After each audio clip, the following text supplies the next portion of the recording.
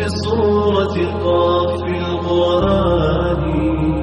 خالق کا پیغام، انسان کے نام، پرانی مضامین کا خلاصہ، روزانہ ایک پارہ، محترم پروفیسر ڈاکٹر محمد الیاس فیصل کے ساتھ. الحمدللہ وحدہ والصلاة والسلام علی من لا نبی بعدہ. اما بعد فاعوذ باللہ من الشیطان الرجیم. وما لی لا اعبد الذی فطرنی والیہ ترجعون. أأتخذ من دونه آلهة إن يردني الرحمن بضر لا تغن عني شفاعتهم شيئا ولا ينقذون. صدق الله العظيم. رب اشرح لي صدري ويسر لي أمري واحلل عقدة من لساني يفقهوا قولي. انشاءاللہ تعالی آج 23ویں پارے کا خلاصہ آپ کی خدمت میں عرض کرنا ہے. آغاز سورہ یاسین سے کرتے ہیں جو مکی ہے، 83 آیات پر مشتمل اور 5 رکوع ہیں.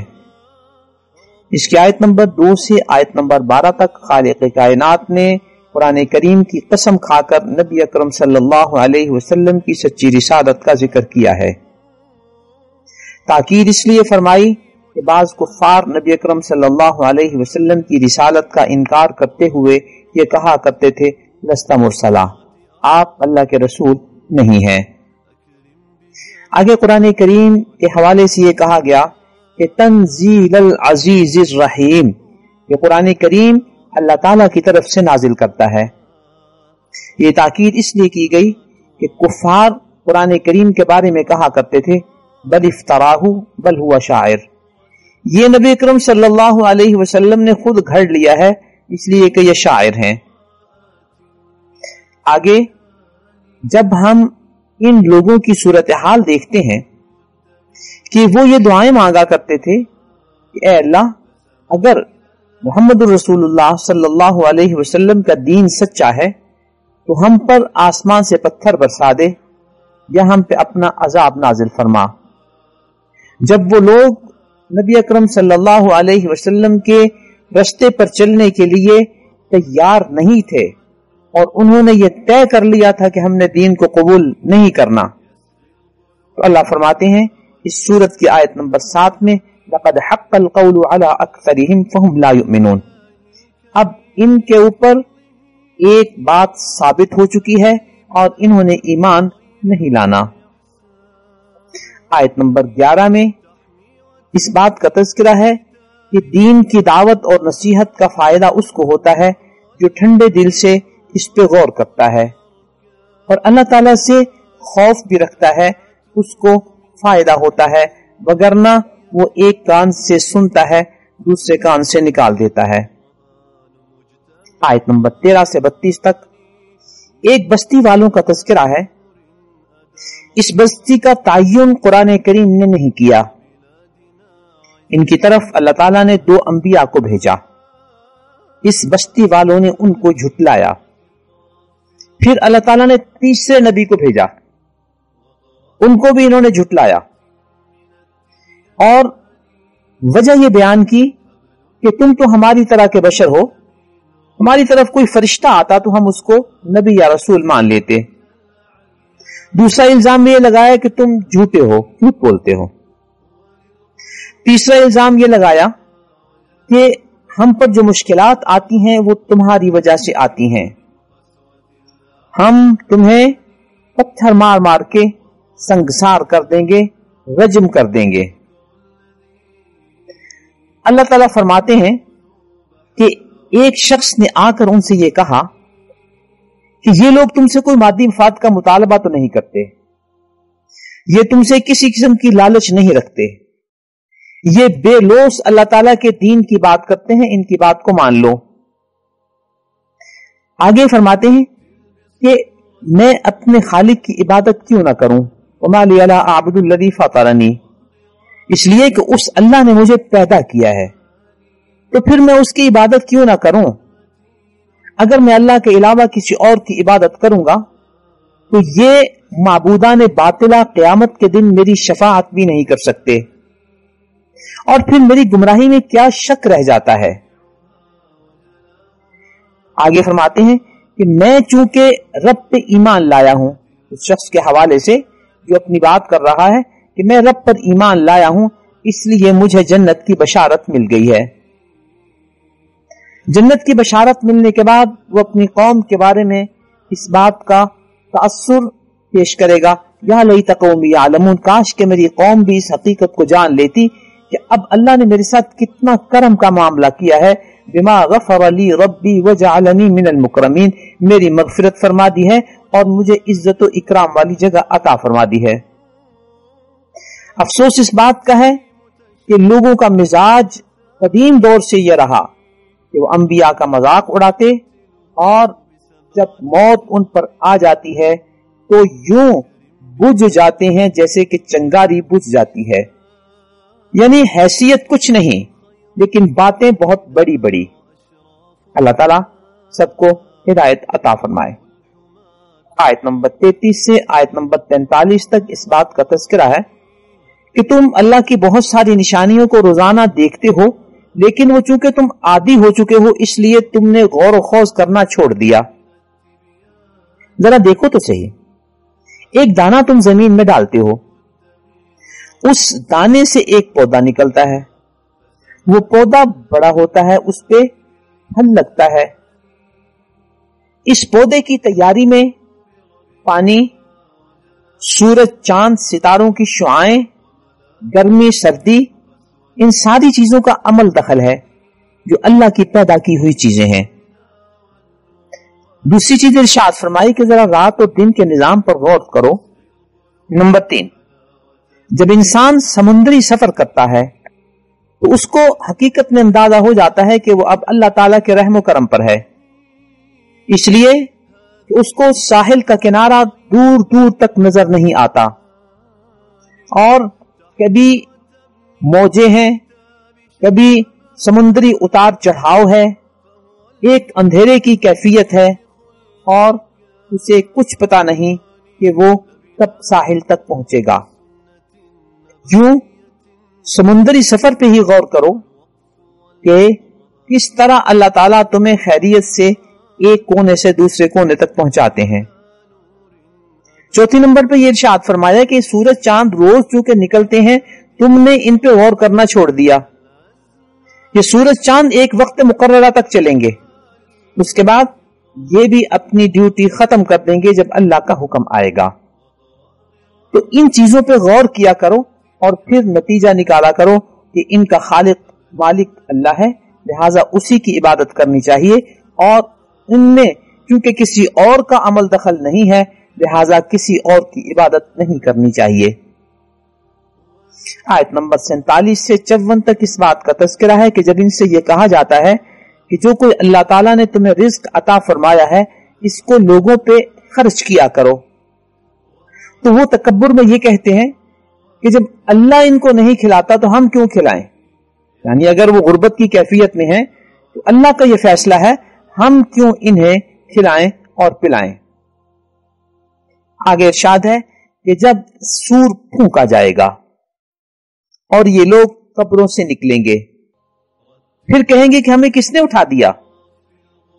اللہ فرماتے ہیں کہ آج کسی پر ظلم نہیں کیا جائے گا، اور جو تم عمل کرتے رہے ہو اسی کے مطابق آج تمہیں بتلا دیا جائے گا۔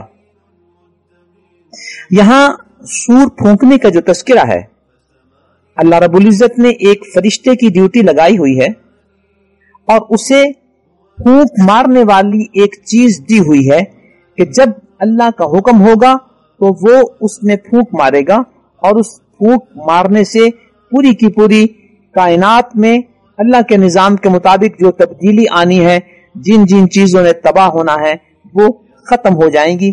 اسے سور پھونکنا کہتے ہیں۔ یہاں من مرقدنا ہادا، جب ہم آپ پڑھتے ہیں تو یہاں سکتہ لکھا ہوتا ہے۔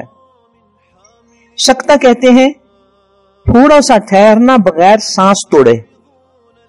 ایک ہوتا وقف، وقف میں ہم آپ ٹھہرتے ہیں اور سانس بھی توڑ دیتے ہیں، لیکن سکتے میں ذرا سا ٹھہرتے ہیں اور سانس نہیں توڑتے۔ جیسے ہم اس کو یوں پڑھیں گے من مرقدنا ھذا ما وعد الرحمن۔ آیت نمبر 55 سے 68 تک اہل جنت اور اہل جہنم کا تذکرہ ہے کہ جنت والے آمنے سامنے بیٹھ کر باتیں کر رہے ہوں گے، سائے میں ان کے لیے تکیے لگے ہوں گے، ہر نعمت ان کو ملے گی، اللہ تعالیٰ کی طرف سے سلام بھی ان کو پہنچے گا، جبکہ دوسری طرف مجرمین وہ ان سے علیحدہ کر دیے جائیں گے اور ان سے کہا جائے گا کہ دیکھو ہم نے تم سے کہا تھا کہ شیطان کی بات نہ ماننا، میری عبادت کرنا یہی سیدھا رستہ ہے، لیکن شیطان نے تمہیں بہکایا، تم نے عقل سے کام نہیں لیا اور شیطان کی بات مان لی، آج تمہارا ٹھکانہ جہنم ہے۔ الغرض دنیا میں اس طرح کے لوگ جو بہت بڑے بڑے عقل کے دعوے کرتے ہیں، اللہ فرماتے ہیں عقل یہ ہے کہ اللہ کی ہدایت کو مانا جائے، اس پر عمل کیا جائے، اس کی روشنی کے مطابق زندگی گزاری جائے، اور جو ایسا نہیں کرتا اللہ فرماتے ہیں کہ تمہارے اندر عقل نہیں ہے یا تم نے اپنی عقل کو استعمال نہیں کیا۔ آگے اللہ رب العزت کی طرف سے یہ اعلان ہوتا ہے کہ آج کے دن ہم ان کے منہ پر مہر لگا دیں گے کہ یہ کچھ بول نہیں سکیں گے، ان کے ہاتھ پاؤں گواہی دیں گے کہ یہ شخص ان ہاتھ پاؤں سے کیا کیا گناہ کرتا رہا۔ سورہ حامیم سجدہ میں آیت نمبر 21 ہے، وہاں بھی اس بات کا تذکرہ ہے کہ وَقَالُوا لِجُلُودِهِمْ لِمَا شَهِدتُّمْ عَلَيْنَا، کہ جب انسان کی چمڑی اور جلد انسان کے خلاف گواہی دے گی کہ اس نے مجھ سے گناہ کیا تھا، مجھے گناہ میں استعمال کیا تھا، تو انسان اپنی جلد اور اپنی چمڑی سے کہے گا کہ تم میرے خلاف کیوں گواہی دے رہی ہو؟ تو وہ جلد اور چمڑی کہے گی انطقنا اللہ الذی انطق کل شیء، کہ جس اللہ نے ہر چیز میں بولنے کی طاقت رکھی ہے اسی اللہ نے آج ہمیں بھی بولنے کی طاقت عطا فرمائی ہے۔ یوں گویا کہ اللہ کی قدرت کے ساتھ قیامت کے دن زبان اور منہ پہ مہر لگا دی جائے گی اور انسان کے ہاتھ پاؤں اور اس کی جلد اور چمڑی گواہی دے گی کہ اس نے ہم سے نیکی کے کام کیے کرائے یا گناہ کے کام کرائے۔ آگے اللہ ارشاد فرماتے ہیں کہ وَلَوْ نَشَاءُ لَطَمَسْنَا عَلَىٰ أَعْيُنِهِمْ، آج اگر ہم چاہیں تو ہم ان کی آنکھوں کو بھی ختم کر دیں، پھر ان کو رستے کا ہی پتہ نہ چلے۔ قیامت کے دن کوئی ایسا شخص نہیں ہوگا کہ جو نابینے کو لے کر اپنی منزل تک پہنچا دے، ہر شخص نفسی نفسی کی کیفیت میں ہوگا۔ ایسی حالت میں اگر اللہ تعالیٰ کسی کی آنکھوں میں سے بصارت ختم کر دیں سزا کے طور پر، تو وہاں کون ہے جو اسے رستہ بتائے گا کہ تم نے کدھر جانا ہے اور کہاں جانا ہے؟ اس لیے دنیا ہی میں ہمیں ایسے نیک اعمال کرنے چاہیے کہ جس کی وجہ سے اللہ ہم سے راضی ہوں، اور ایسے گناہوں سے بچنا چاہیے جس کی وجہ سے قیامت کے دن ہماری آنکھوں کی بینائی ہی سلب ہو سکتی ہو۔ آیت نمبر 69 میں نبی اکرم صلی اللہ علیہ وسلم کے حوالے سے اس بات کا تذکرہ ہے کہ وما علمناہ الشعر وما ينبغی لہ، نبی اکرم صلی اللہ علیہ وسلم کو ہم نے شعر و شاعری نہیں سکھائی، اور یہ شعر و شاعری آپ کے شایان شان بھی نہیں ہے۔ یہ نفی اس لیے کی گئی کہ بعض کافر نبی اکرم صلی اللہ علیہ وسلم کے بارے میں یہ کہا کرتے تھے بل ہوا شاعر، یہ تو شاعر ہیں جو اپنے تخیلات و تصورات جمع کر کے ہمیں آ کے سنا دیتے ہیں۔ سورہ یاسین کے آخر میں آیت نمبر 77 سے آیت نمبر 83 تک کچھ لوگوں کی اس غلط فہمی کا ازالہ ہے جو کہا کرتے تھے کہ ہماری ہڈیاں جب پرانی ہو جائیں گی تو انہیں کون زندہ کرے گا؟ اللہ تعالیٰ نے فرمایا میں زندہ کروں گا، اور 4 چیزوں پہ اگر تم غور کرو تو تمہیں اس بات کا اندازہ ہو جائے گا کہ اللہ رب العزت تمہیں زندہ کریں گے۔ پہلی بات یہ ارشاد فرمائی کہ جس ذات نے پہلی دفعہ تمہیں پیدا کیا ہے اور جو ذات تمہیں پہلی دفعہ پیدا کر سکتی ہے وہ ذات تمہیں دوبارہ بھی زندہ کر سکتی ہے۔ دوسری بات ارشاد فرمائی کہ جو ذات سبز درخت سے آگ کہ शोले निकाल सकती है वो तुम्हें दोबारा जिंदा कर सकती है। आम तौर पे हम देखते हैं कि जब जंगलात में आग लगती है तो खुश्क और तर, सब्ज और खुश्क हर तरह के दरख्तों को आग लग जाती है, वगरना आम तौर पे इंसान ये समझता है कि जो तरोताजा दरख्त हो उसको आग नहीं लगती, लेकिन जब अल्लाह का निजाम आ जाए तो तरोताजा दरख्त भी आग को कबूल कर लेता है। तीसरे नंबर पे बताया गया कि अवलैसल्लज़ी खलक़स समावाति वल अर्द बिक़ादिरिन, जिस जात ने आसमान और जमीन को पैदा किया है क्या वो इस बात पर कादिर नहीं कि तुम्हें दोबारा जिंदा कर सके। चौथे नंबर पे इरशाद फरमाया कि तुम अल्लाह की कुदरत पर एतराज करते हो, शक शुबे का इजहार करते हो। अल्लाह की शान तो ये है कि जब वो किसी चीज के करने का फैसला कर देते हैं तो कुन कहते हैं तो फयकुन वो हो जाती है। अल्लाह ताला तुम्हारे जिंदा करने के लिए सिर्फ कुन का कलिमा इस्तेमाल फरमाएंगे और तुम सब जिंदा हो जाओगे। बिस्मिल्लाहिर्रहमानिर्रहीम। सूरह साफात का आगाज है, मक्की सूरत है, 182 आयत और 5 रुकू पे मुश्तमिल है। आयत नंबर 1 से 5 तक अल्लाह ताला ने 3 चीजों की कसम खाकर ये इरशाद फरमाया कि अल्लाह एक है। सफ बांधने वालों की कतारों की कसम और रोकने वालों की कसम और जिक्र अज़कार और तिलावत करने वालों की कसम।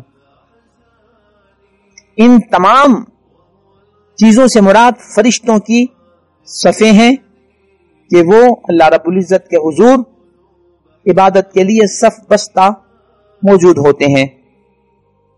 शयातीन को आसमानों की तरफ जाने से रोकते हैं, जिक्र अज़कार में लगे रहते हैं। अल्लाह ने इनकी कसम खा के इरशाद फरमाया इन्ना इलाहकुम लवाहिद, बेशक यकीनन तुम्हारा माबूद एक है, अकेला है, जो आसमान और जमीन का भी रब है, पैदा करने वाला है, तरबियत करने वाला है, रिज्क देने वाला है, व मा बैनहुमा, और आसमान और जमीन के दरमियान भी जो कुछ है इस सब के निजाम को चलाने वाला और इसका रब अल्लाह है। आगे रब्बुल मशारिक का लफ्ज है कि सूरज तुलू होने की मुख्तलिफ जगहों का रब भी अल्लाह है। आमतौर पर हम मशरिक और मगरिब का लफ्ज सुनते हैं, सूरज निकलने की जगह और सूरज के गुरूब होने की जगह। जैसे सूरह बकरा की आयत नंबर 115 में है वलिल्लाहिल मशरिकु वल मगरिब, मशरिक और मगरिब अल्लाह ही की मिल्कियत है, अल्लाह ही के लिए हैं। लेकिन हमें आप पर यह बात वाज़े रहे कि यौमिया सूरज निकलने की जगह पहले दिन से मुख्तलिफ होती है और उसके गुरूब होने की जगह पहले दिन से मुख्तलिफ होती है। साल के अय्याम में सूरज अपनी जगह बदलता रहता है, इन्हीं जगहों की तब्दीली से उसका रुख बदलता है और वो जमीन के मुख्तलिफ इलाकों से इस अंदाज पे गुजरता है कि सर्दी और गर्मी के माहौल बनते हैं। अगर इन मुख्तलिफ तुलुए आफताब की जगहों और गुरूब आफताब की जगहों का अंदाजा लगाया जाए तो एक कोना अगर तुलुए आफताब का है और साल को बदलते हुए आखिरी कोना वो भी तुलुए आफताब का है, इसको कहते हैं रब्बुल मशरिकैन, यानी तुलुए आफताब की 2 जगहें, पहला कोना और आखिरी कोना। वो रब्बुल मगरिबैन यानी गुरूब होने वाली 2 जगहें, एक जो साल के आगाज में है और एक साल के इख्तिताम पर। कुरान करीम में रब्बुल मशरिकैनी व रब्बुल मगरिबैन का लफ्ज सूरह रहमान की आयत नंबर 17 में आया है। सूरह मारिज की आयत नंबर 40 में रब्बुल मशारिकी वल मगारिब का लफ्ज भी आया है कि मशरिकों और मगरिबों का रब। इसका माना मफहूम ये होगा कि यौमिया सूरज अपने तुलू होने की जगह जब बदलता है तो हर रोज मशरिक पहले दिन के मशरिक से मुख्तलिफ हो गई।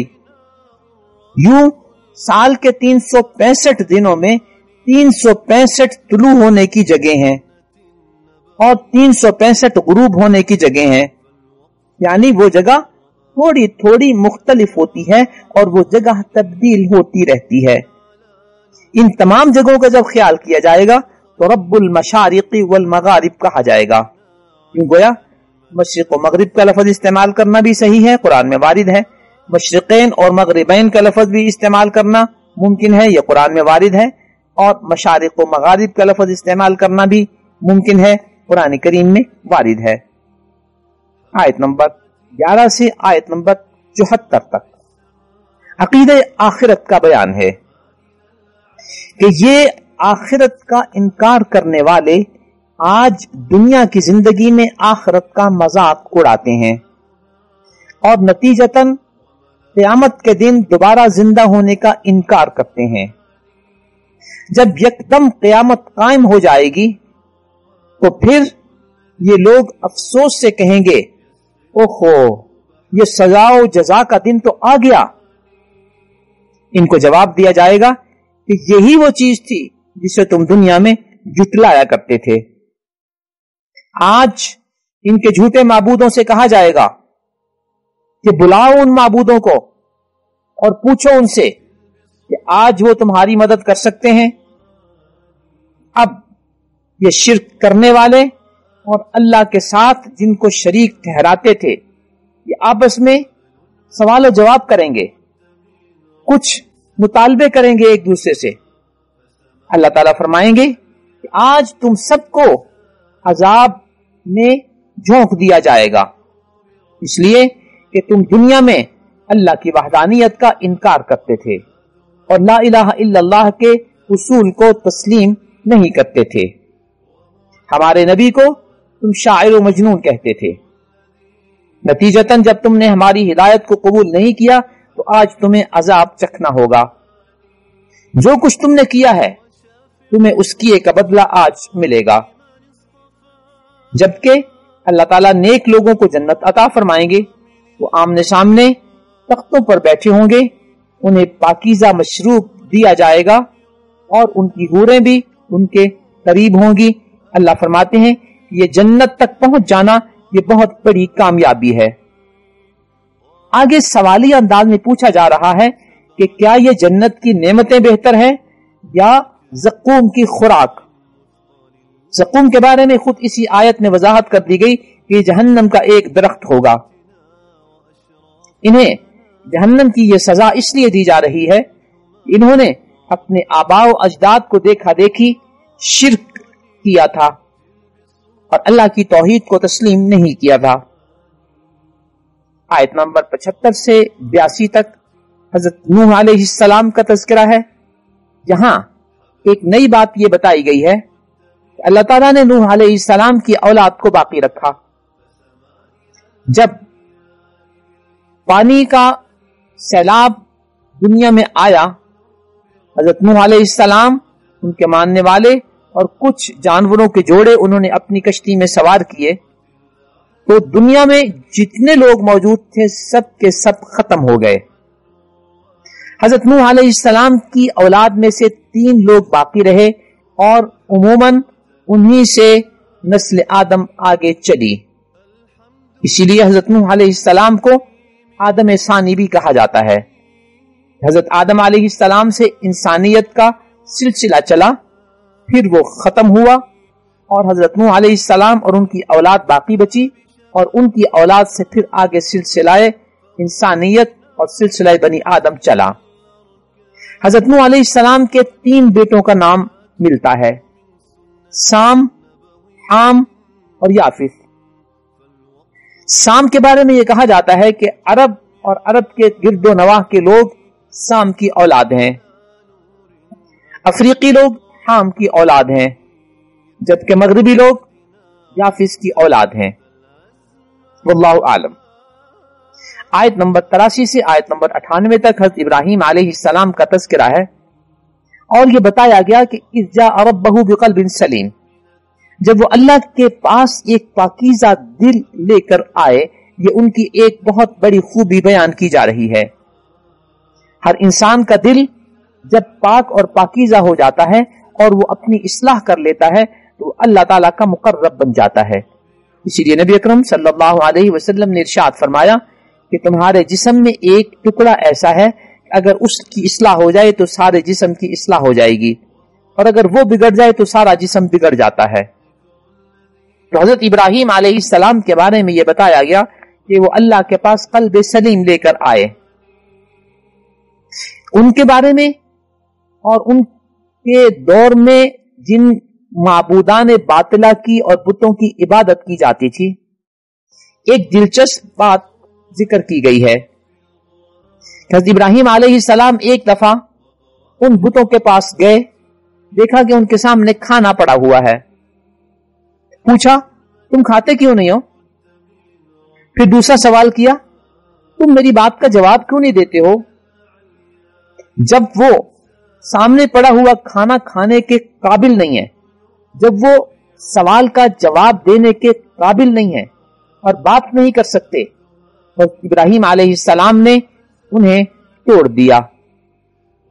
جب اس کی اطلاع قوم کو ملی، انہوں نے سزا کے طور پر یہ طے کیا کہ حضرت ابراہیم علیہ السلام کو آگ کے الاؤ میں پھینک دیا جائے. اللہ فرماتے ہیں کہ انہوں نے ایسا ہی کیا، لیکن اللہ نے حضرت ابراہیم علیہ السلام کو بچا لیا اور اس قوم کو ذلیل و رسوا کیا، اس لیے کہ وہ ان کو جلانے میں ناکام رہے. یہاں حضرت ابراہیم علیہ السلام کے لیے ایک لفظ استعمال ہوا، فَنَظَرَ نَظْرَةً فِي النُّجُومِ.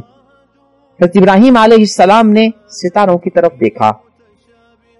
اس آیت کے ذیل میں حضرات مفسرین نے اس بات کا بھی تذکرہ کیا ہے کہ کیا علم نجوم کی کوئی حیثیت ہے اور مسلمانوں کو اس کے سیکھنے یا اس سے رہنمائی لینے کی کوئی اجازت ہے.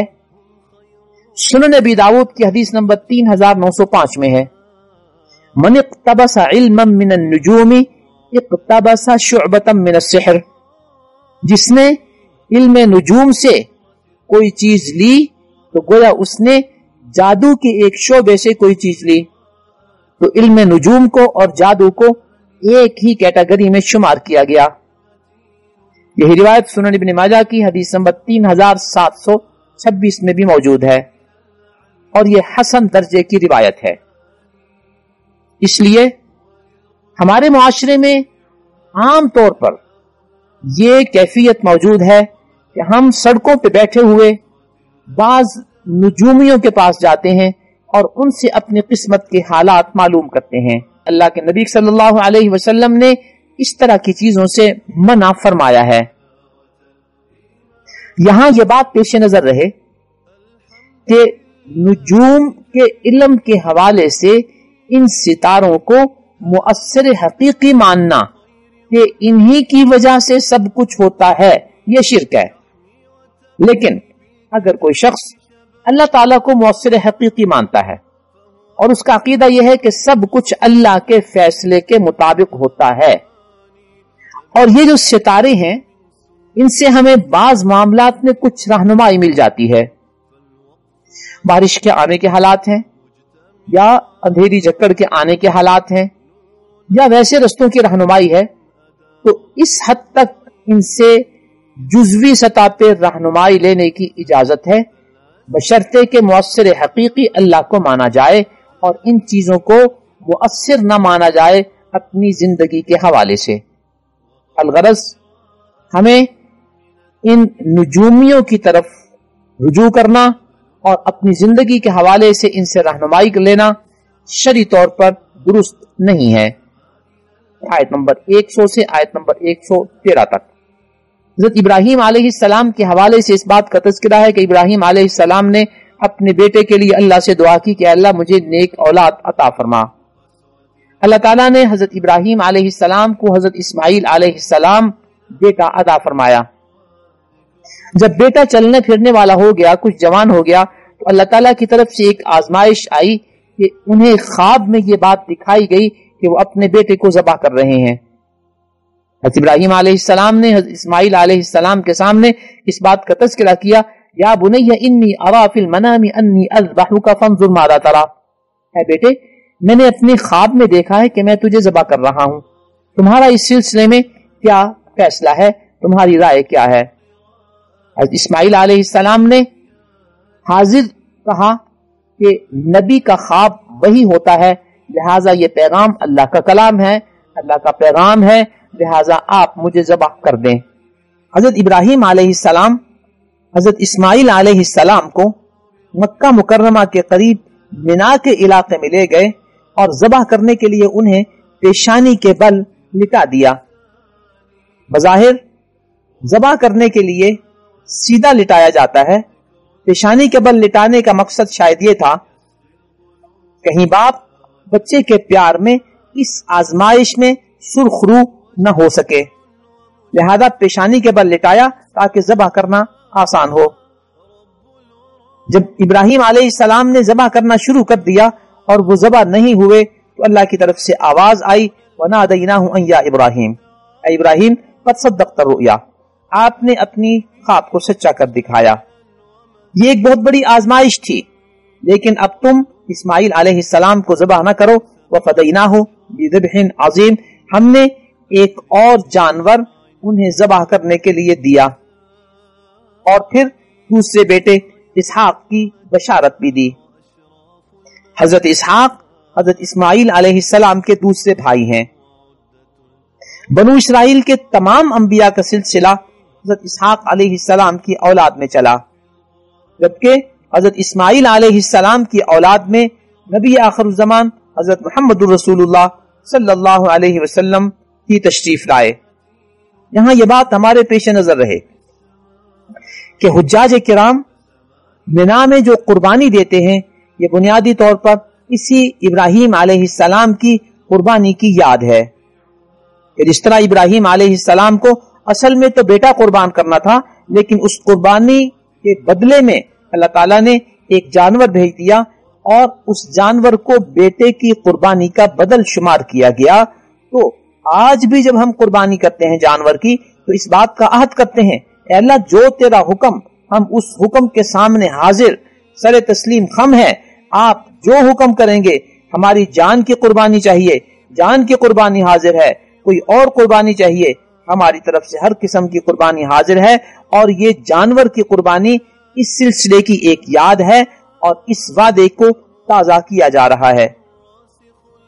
حتیٰ کہ عید قربان کے موقع پہ، عید الاضحیٰ میں ہم جو قربانی کرتے ہیں وہ بھی اسی سلسلے کی ایک یاد ہے، اور اس میں بھی اللہ کے حضور یہی وعدہ کیا جا رہا ہوتا ہے کہ اے اللہ فی الحال تو ہم جانور کی قربانی دے رہے ہیں، لیکن تیرا حکم آئے تو ہماری جانیں بھی حاضر ہیں۔ یہاں ایک بات ذہن میں رہے کہ نبی کی خواب تو وہی ہوتی ہے، لہذا نبی جو کچھ خواب میں دیکھتا ہے وہ اس کو پورا کرتا ہے جو کہ اللہ کی وحی ہے۔ لیکن نبی کے علاوہ عام شخص کو اگر اس طرح کی کوئی خواب آئے اور وہ صبح اٹھ کے اپنے بچوں کو یا کسی اور کو ذبح کرنے لگ جائے کہ میں نے خواب میں تمہیں ذبح کرتے ہوئے اپنے آپ کو دیکھا ہے، تو شرعی طور پر ہرگز اس بات کی اجازت نہیں ہے اور یہ شخص قاتل شمار ہوگا اور گناہ گار ہوگا، اس سے شرعی طور پر قصاص لیا جائے گا۔ گویا نبی کی خواب وہی ہے، نبی کے علاوہ اور کوئی شخص اگر کسی خواب میں اس طرح کی کوئی چیز دیکھتا ہے تو اس کے لیے اس پر عمل کرنے کی قطعاً کوئی گنجائش نہیں ہے۔ آیت نمبر 114 سے 122 تک حضرت موسیٰ علیہ السلام اور حضرت ہارون علیہ السلام کا تذکرہ ہے۔ 123 سے 132 تک حضرت الیاس علیہ السلام کا تذکرہ ہے، جن کی قوم بعل بت کی پوجا کرتی تھی۔ حضرت الیاس علیہ السلام کے علاقے کے حوالے سے کہا جاتا ہے کہ وہ اردن میں بھیجے گئے تھے۔ آج وہ علاقہ اردن کہلاتا ہے۔ بنیادی طور پہ یہ شام کا علاقہ ہے اور فلسطین کا علاقہ ہے، لیکن آخری تقسیمات کے حوالے سے مختلف ملکوں کے نام رکھ دیے گئے اور اردن ایک مستقل ملک بن گیا۔ آیت نمبر 133 سے 138 تک حضرت لوط علیہ السلام کا تذکرہ ہے۔ آیت نمبر 139 سے 148 تک حضرت یونس علیہ السلام کا تذکرہ ہے کہ وہ جب قوم کے ایمان سے مایوس ہو گئے تو قوم کا علاقہ چھوڑ کر چلے گئے۔ جب وہ ایک کشتی میں سوار ہوئے تو کشتی بھنور میں پھنس گئی۔ اندازہ یہ کیا گیا کہ اس کشتی میں کوئی ایسا شخص سوار ہے جس کو ہمیں سمندر کی لہروں کی نظر کرنا ہوگا، جب قرآن اندازی کی گئی حضرت یونس علیہ السلام کا نام آیا اور بار بار انہی کا نام آیا، لہذا حضرت یونس علیہ السلام کو اس کشتی سے سمندر میں ڈال دیا گیا۔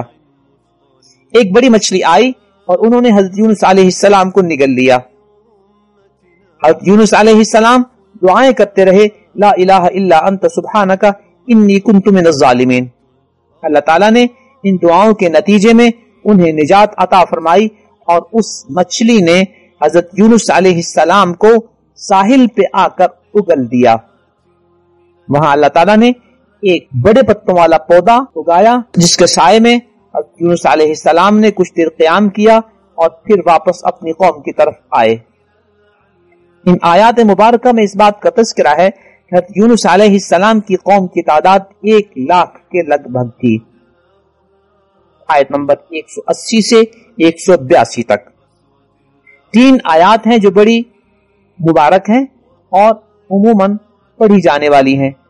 سبحان ربک رب العزت عما یصفون وسلام علی المرسلین والحمد للہ رب العالمین۔ ان مبارک آیات کو پڑھنا بہت باعث برکت ہے، حتیٰ کہ نمازوں کے بعد جو اذکار وارد ہیں ان میں بھی ان آیات مبارکہ کو پڑھنے کا تذکرہ ملتا ہے۔ بسم اللہ الرحمن الرحیم۔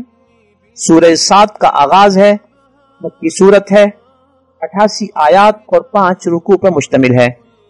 آیت نمبر 4 میں مشرکین کے تعجب کا تذکرہ ہو رہا ہے کہ وَعَجِبُوا أَن جَاءَهُم مُنذِرٌ مِّنْهُمْ، ان کو اس بات پہ تعجب ہو رہا ہے کہ ان کے پاس جو نبی اور رسول آیا ہے وہ انہی میں سے ہے۔ دوسرا تعجب انہیں یہ ہوتا تھا کہ اجعل الآلہۃ الہ واحدہ، ہمارے تو اتنے سارے معبود تھے اور اس نبی نے آ کر ان سارے معبودوں کو ایک ہی معبود بنا دیا کہ بس ایک ہی معبود ہے، اس کے علاوہ کوئی معبود نہیں۔ ان ھذا لشیء عجاب، یہ تو بڑی عجیب سی بات ہے۔ آگے حضرت نوح علیہ السلام، قوم عاد و سمود اور حضرت لوط علیہ السلام کا تذکرہ ہے۔ آیت نمبر 17 سے حضرت داؤد علیہ السلام اور سلیمان علیہ السلام کا مفصل تذکرہ شروع ہوتا ہے۔ آیت نمبر 35 سے 40 تک حضرت سلیمان علیہ السلام کی ایک دعا کا ذکر ہے، رب اغفر لی، اے اللہ میری بخشش کر دے، وہب لی ملکا لا ينبغی لأحد من بعدی، اور مجھے ایسی بادشاہت عطا فرما جو میرے بعد کسی اور کے حصے میں نہ ہو۔ اللہ فرماتے ہیں فسخرنا لہ الریح، ہم نے ہوا کو ان کے تابع کر دیا، والشیاطین، اور جنات کو بھی سلیمان علیہ السلام کے تابع کر دیا۔ دوسری آیات مبارکہ میں پرندوں اور بقیہ اس طرح کی اشیاء کو بھی سلیمان علیہ السلام کے تابع ہونے کا تذکرہ ملتا ہے۔ آیت نمبر 41 میں حضرت ایوب علیہ السلام اور ان کی بیماری کا تذکرہ ہے، نیز انہوں نے اس حالت میں جس طرح صبر کیا اس صبر کا بھی تذکرہ ہے۔ آیت نمبر 71 میں اللہ تعالیٰ نے فرشتوں سے سجدے کے حوالے سے جو کچھ فرمایا ان آیات میں اس کا تذکرہ ہے۔ اللہ نے ارشاد فرمایا انی خالق بشرا من طین، میں مٹی سے ایک بشر پیدا کرنے والا ہوں، تم اسے سجدہ کرنا۔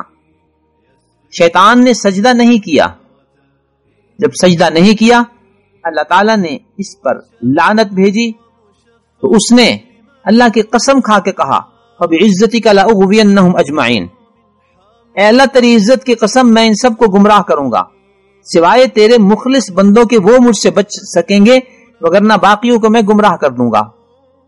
اللہ فرماتے ہیں لَأَمْلَأَنَّ جَهَنَّمَ مِنْكَ وَمِمَّنْ تَبِعَكَ، جو لوگ بھی تیری پیروی کریں گے تو میں جہنم کو تجھ سے اور ان سے بھر دوں گا۔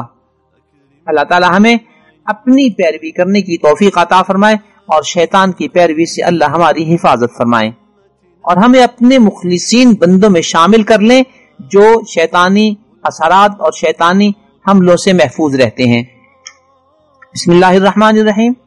سورہ زمر کا آغاز ہے، مکی سورت ہے، 75 آیات اور 8 رکوعوں پہ مشتمل ہے۔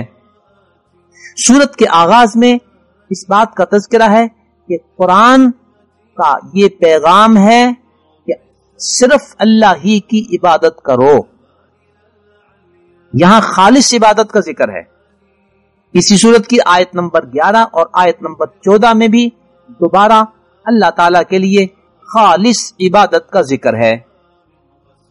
آگے اللہ ارشاد فرماتے ہیں کہ یہ لوگ اللہ کے علاوہ کسی اور کی عبادت کرتے ہیں اور اللہ کے ساتھ کسی کو شریک ٹھہراتے ہیں، ان کا یہ اپنے طور پر نظریہ بنا ہوا ہے کہ یہ ہمارے معبودان باطلہ ہمیں اللہ کے قریب کر دیں گے۔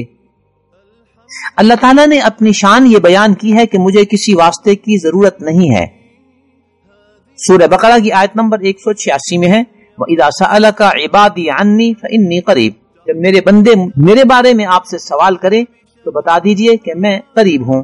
جب اللہ قریب ہیں اور نحن اقرب الیہ من حبل الورید ہیں، ہماری شہرگ سے بھی ہمارے زیادہ قریب ہیں، تو اللہ کے پاس جانے کے لیے، اللہ سے مانگنے کے لیے ہمیں کسی اور واسطے اور سہارے کی ضرورت نہیں ہے۔ اسی سورت کی آیت نمبر 8 میں اللہ تعالیٰ کی بے نیازی کا تذکرہ ہے، ان تکفروا فإن اللہ غنی عنکم، اگر تم کفر اختیار کرو گے تو اللہ کو کوئی نقصان نہیں ہوگا، اللہ تم سب سے بڑا بے نیاز ہے۔ اسی آیت میں یہ بھی ارشاد فرمایا گیا وَلَا تَزِرُ وَازِرَةٌ وِزْرَ أُخْرَى، ایک شخص کا بوجھ دوسرا نہیں اٹھا سکے گا۔ بعض لوگ یہ کہا کرتے تھے کہ تم یہ غلط کام میری ذمہ داری پہ کر لو، اگر تمہیں گناہ ہوا تو میں اس کو اپنے اوپر لے لوں گا۔ اللہ فرماتے ہیں ایسا ہرگز نہیں ہوگا، کوئی کسی کا بوجھ نہیں اٹھا سکتا۔ ہاں البتہ سورہ عنکبوت کی آیت نمبر 13 میں ہے وَلَيَحْمِلُنَّ أَثْقَالَهُمْ وَأَثْقَالًا مَعَ أَثْقَالِهِمْ، کہ یہ اپنا بوجھ بھی اٹھائیں گے اور ساتھ ہی ساتھ دوسروں کا بوجھ بھی اٹھائیں گے۔ اس سے مراد ایسے لوگ ہیں جنہوں نے گمراہیاں پھیلائی ہیں، ان کی گمراہی پہ جن جن لوگوں نے عمل کیا ان کو تو سزا ملے گی ہی ملے گی، لیکن اس گمراہی کو پھیلانے والے شخص کو بھی ان سب کے برابر سزا ملے گی۔ یہاں ایک بات کا ہمیں بہت خیال رکھنا ہے کہ آج سوشل میڈیا کے دور میں ہم بہت ساری چیزیں شیئر کر دیتے ہیں، ان میں بعض چیزیں ایسی ہوتی ہیں جن کو دیکھنے، پڑھنے یا سننے کا گناہ ہوتا ہے۔ مثال کے طور پر موسیقی ہے، گانا ہے، فحش تصویر ہے، فحش ویڈیو ہے، تو جس شخص نے اس کو فارورڈ کر دیا اب یہ آگے فارورڈ ہوتی رہے گی، تو ہر فارورڈ کرنے والے کو اس کا گناہ ملے گا، اور اس کے بعد جتنے لوگوں نے اس کو دیکھا ہے ان سب کا گناہ اس شخص کو ملے گا۔ تو ایک آدمی مر جائے گا لیکن اس کی اس غلطی کا خمیازہ اس کو مرنے کے بعد بھی بھگتنا پڑے گا، اس لیے کہ وہ غلط چیز فارورڈ در فارورڈ ہوتی جا رہی ہے اور لوگ اس کو دیکھ رہے ہیں۔ لہذا ہم سب کو اس بات کا بہت خیال کرنا ہے کہ ہم کبھی کوئی غلط چیز کسی کو فارورڈ نہ کریں، اس لیے کہ وہ جب تیر ہماری کمان سے نکل گیا تو پھر اس کو واپس لانا ہمارے اختیار میں نہیں ہے، اور یوں ہمارے نہ ختم ہونے والے گناہوں کا ایک سلسلہ شروع ہو جائے گا۔ آیت نمبر 23 میں قرآن کریم کے حوالے سے اس بات کا تذکرہ ہے کہ اللہ تعالیٰ نے یہ قرآن نازل کیا ہے، اور اس قرآن کی تاثیر یہ ہے کہ اس کو پڑھنے سننے سے دل نرم ہو جاتے ہیں، کیونکہ یہ اللہ تعالیٰ کی ہدایت ہے۔ اللہ رب العزت ہمیں اس ہدایت سے مستفید ہونے کی، مہتدی ہونے کی، اور اس ہدایت کو پڑھنے، سمجھنے، سننے اور اس پر عمل کرنے کی توفیق عطا فرمائے۔ آمین۔ آخر دعوانا